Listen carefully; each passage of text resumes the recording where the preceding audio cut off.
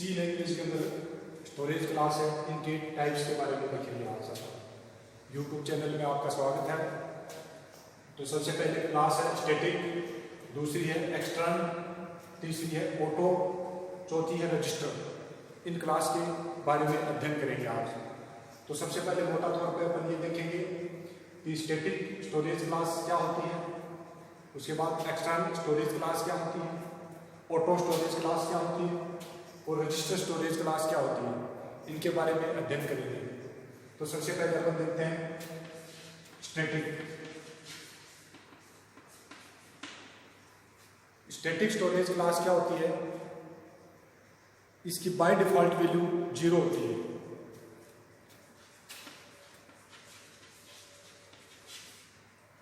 By default value 0 दी गई है। Static storage class की बाय डिफॉल्ट वैल्यू है वो 0 दी गई है।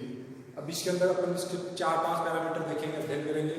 उसका स्टोरेज क्या है, कीवर्ड क्या है, इसकी विजिबिलिटी क्या है, स्कोप क्या है और इसका लाइफ टाइम क्या है, इसके बारे में अध्ययन करेंगे। तो सबसे पहले स्टैटिक स्टोरेज क्लास है, उसका कीवर्ड है स्टैटिक int a। तो यहाँ पे एक वेरिएबल का नाम है और वो इंटीजर टाइप है और उसका जो डेटा टाइप है या इसकी जो स्टोरेज क्लास है वो स्टैटिक बताई गई है। तो सबसे पहले अपन ये देखते हैं कि यहाँ पे जो ए वेरिएबल है, ए वेरिएबल की स्टोरेज क्लास क्या है। ए वेरिएबल की स्टोरेज क्लास कीवर्ड से डिनोट की गई है स्टैटिक और उसका डेटा टाइप क्या है, उसका डेटा टाइप है इंटीजर। तो इसकी बाय डिफॉल्ट वैल्यू जो ए की वैल्यू है वो बाय डिफॉल्ट ए की वैल्यू 0 मानी जाएगी। अब A equal a plus 1, A equal a plus 1 जब एग्जीक्यूट होगा तो उस दौरान a की वैल्यू 0 प्लस 1 इक्वल 1 हो जाएगी।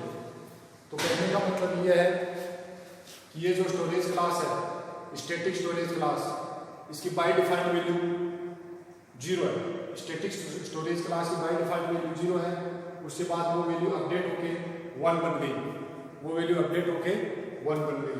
तो by default value static storage class की 0 है।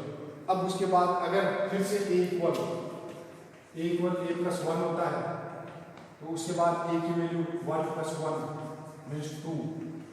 उसके बाद अगर फिर a equal a plus 1 execute होता है तो a इक्वल 2 प्लस 1 इक्वल 3। उसके बाद फिर a equal a plus 1 execute होता है तो 3 प्लस 1 इक्वल 4। तो ये वैल्यू स्टैटिक स्टोरेज क्लास के बारे में बताई गई है। तो by default value static storage class की 1 है और वो वैल्यू स्टोर रहती है, वो वैल्यू कीबोर्ड के अंदर स्टोर रहती है। तो बाय डिफॉल्ट इसकी जो वैल्यू दर्शाई गई है वो 1 है, बाय डिफॉल्ट वैल्यू है 0 है। तो इसके अंदर जैसे इस लूप के अंदर अपन ने चार स्टेटमेंट एग्जीक्यूट हुए, a equal a plus 1 4 bar execute हुआ। तो इन 4 बार एग्जीक्यूट में देखिए a इक्वल a प्लस 1 है तो इसकी स्टार्टिंग वैल्यू 1 हो जाएगी। उसके बाद a की वैल्यू चेंज होकर 2 हो जाएगी। उसके बाद a की वैल्यू चेंज होकर 3 हो जाएगी। उसके बाद a की वैल्यू चेंज होकर 4 हो जाएगी। तो इन वैल्यूज से अपन ने क्या देखा कि a की वैल्यू है जैसी अपडेट होती है वो परसिस्ट करती है। अपडेट होने के बाद a की वैल्यू क्या है, परसिस्ट करती है। इसलिए इसकी स्टोरेज क्लास का नाम दिया गया है स्टैटिक स्टोरेज क्लास। तो इस क्लास को स्टैटिक स्टोरेज क्लास की श्रेणी में रखा गया है। उसके बाद अपन देखते हैं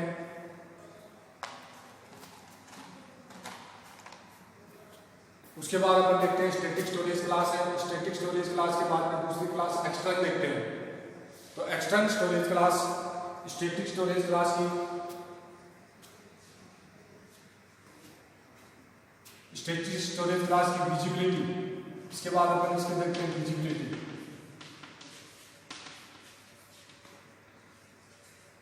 यानी इसकी विजिबिलिटी है जिस फंक्शन के अंदर ये डिफाइन है, जिस ब्लॉक के अंदर ये डिफाइन है उसके अंदर इसकी विजिबल रहेगा। स्कोप इसका रहेगा उस फंक्शन के अंदर रहेगा जिस फंक्शन के अंदर ये डिफाइन किया गया है। जैसे मान लो कि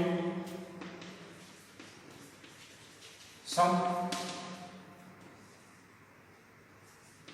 स्टैटिक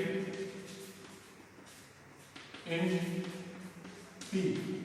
तो यहाँ पे पी जो फंक्शन है, पी फंक्शन का जो देखा गया है, पी फंक्शन पी वेरिएबल है जो इंटीजर टाइप का है और इसकी स्टोरेज क्लास स्टैटिक है, तो इसका स्कोप, इसकी विजिबिलिटी है सम फंक्शन के अंदर ही रहेगी। क्यों? क्योंकि जिस फंक्शन के अंदर ये डिफाइन किया गया है, जिस फंक्शन के अंदर ये डिक्लेयर किया गया है, उसका स्कोप उसी फंक्शन के अंदर तक सीमित रहता है, उसी फंक्शन के अंदर तक सीमित रहता है। तो कहने का मतलब है कि इसकी विजिबिलिटी केवल सम के अंदर तक रहेगी।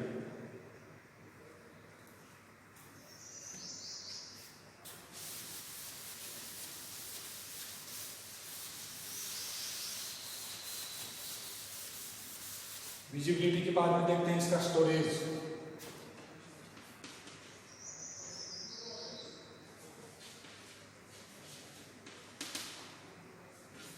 देखिए इनका स्टोरेज है, बाय डिफॉल्ट इनका स्टोरेज है प्राइमरी मेमोरी होती है, यानी इनका स्टोरेज है प्राइमरी मेमोरी में से जनरली दो प्रकार की होती है, प्राइमरी मेमोरी और सेकेंडरी मेमोरी। लेकिन इसका जो स्टोरेज है वो प्राइमरी मेमोरी की श्रेणी में माना जाएगा, यानी इसका स्टोरेज प्राइमरी श्रेणी में माना जाएगा।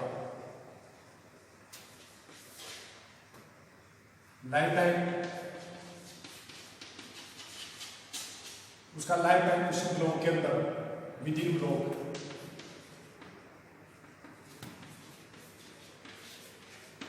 उसी ब्लॉक के अंदर, विद इन ब्लॉक, जिस ब्लॉक के अंदर ये डिफाइन किया गया है, जिस ब्लॉक के अंदर ये डिक्लेयर किया गया है, उसी ब्लॉक के अंदर इसकी लाइफ टाइम रहेगी। तो कहने का मतलब है विद इन द ब्लॉक। तो क्लास के टाइप्स अपन ने देखे, सबसे पहले स्टैटिक क्लास है, तो स्टैटिक क्लास के बारे में देखा है। तो स्टैटिक क्लास के बारे में ये देखा कि इसका कीवर्ड क्या है, इसका कीवर्ड स्टैटिक है, इसका स्टोरेज क्या है, इसका स्टोरेज है प्राइमरी मेमोरी है। उसके बाद अपन ने देखा कि इसकी विजिबिलिटी क्या है, उसकी विजिबिलिटी उस फंक्शन के अंदर है जिसके अंदर ये डिक्लेयर किया गया है। उसके बाद उसका लाइफ टाइम क्या है, life time with in block है, यानी लाइफ टाइम उस ब्लॉक के अंदर है। उसके बाद सेकेंड क्लास है एक्सटर्नल।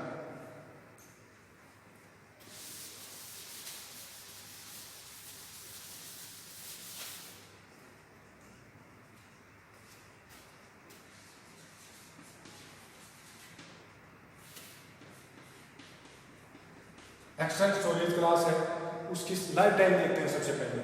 उसका last time through out the program, पूरे प्रोग्राम के अंदर होगा।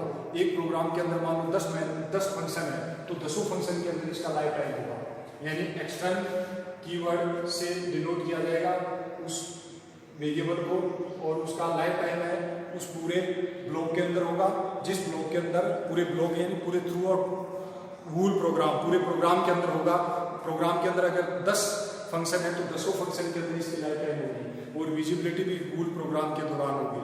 विजिबिलिटी भी उसकी पूरे प्रोग्राम में होगी। कोई एक प्रोग्राम होता है, एक प्रोग्राम में मान लो 20 फंक्शन है, तो 20 फंक्शन के अंदर उसकी विजिबिलिटी लाइफ टाइम 20 फंक्शन के अंदर रहेगा, पूरे प्रोग्राम के अंदर रहेगा, और ये पब्लिकली होगा। एक्सटर्नल का मतलब एक्सटर्नल वेरिएबल, और इसका स्टोरेज है वो प्राइमरी मेमोरी होगा, इसका स्टोरेज भी प्राइमरी मेमोरी होगा। इसके बाद इसका कीवर्ड एक्सटर्नल है, इसका विजिबिलिटी मोड वूल प्रोग्राम, पूरा प्रोग्राम रहेगा, और इसकी वैल्यू भी चेंज होती रहेगी। प्रोग्राम के अंदर जो वैल्यू देंगे वो वैल्यू चेंज होती रहेगी, बाय डिफॉल्ट वैल्यू भी 0 रहती है इसकी भी। उसके बाद लेते हैं ऑटो वेरिएबल की by default value garbage value होगी।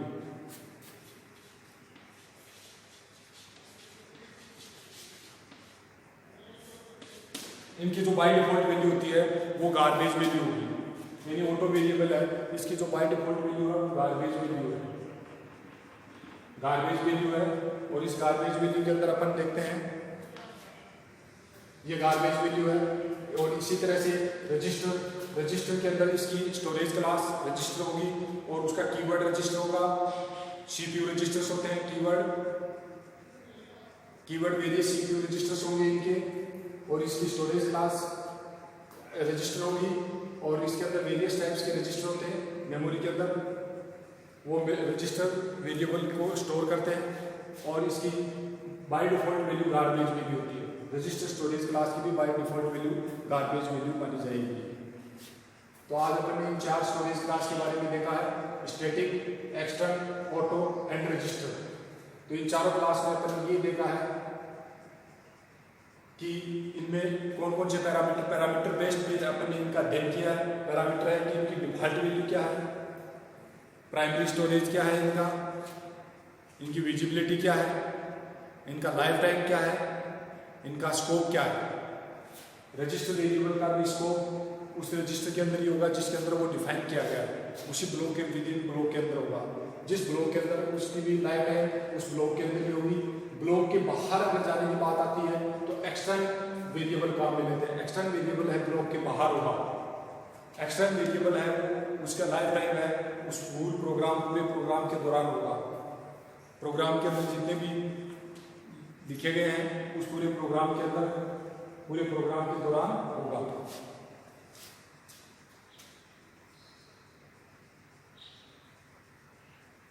तो स्टोरेज क्लास सी के अंदर अपने देखिए static, extern, auto and register 4 तरह की स्टोरेज क्लास के बारे में अध्ययन किया है।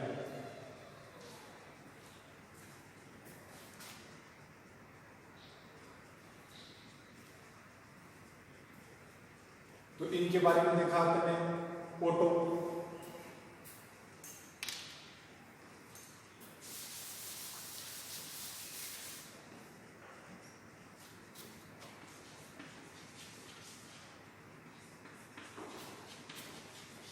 ऑटो स्टोरेज क्लास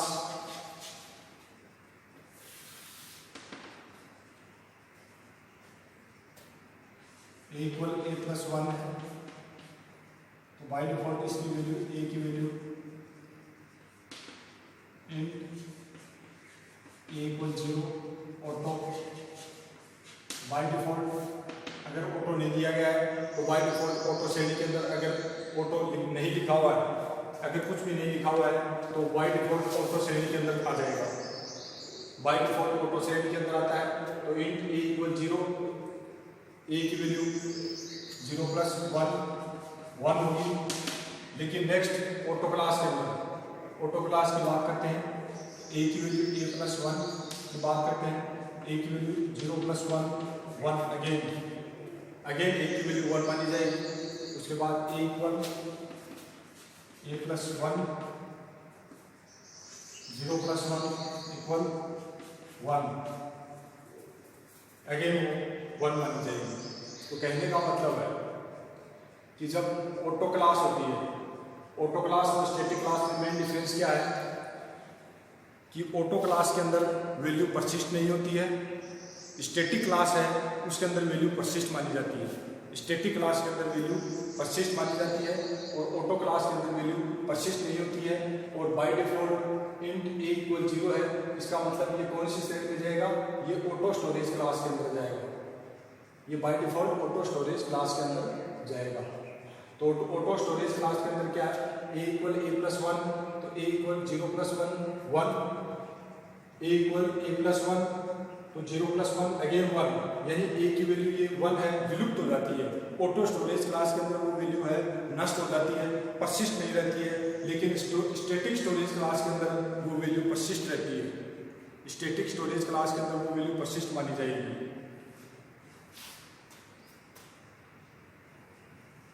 इसी तरह से इसका लाइफ टाइम उस ब्लॉक के अंदर होगा जिस ब्लॉक के अंदर ये डिक्लेयर किया गया है।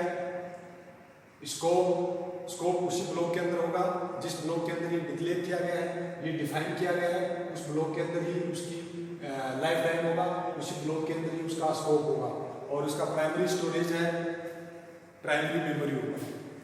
मेमोरी 2 प्रकार की होती है, प्राइमरी मेमोरी और सेकेंडरी मेमोरी। लेकिन इसका जो प्राइमरी स्टोरेज है वो इसका प्राइमरी मेमोरी माना जाएगा।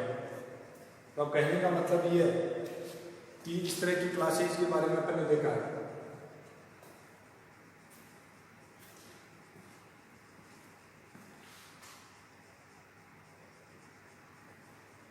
तो सी के अंदर 4 तरह की स्टोरेज क्लास देखी है अपने, static, extern, auto and register. तो ये चारों क्लास का अध्ययन किया आज अपन ने।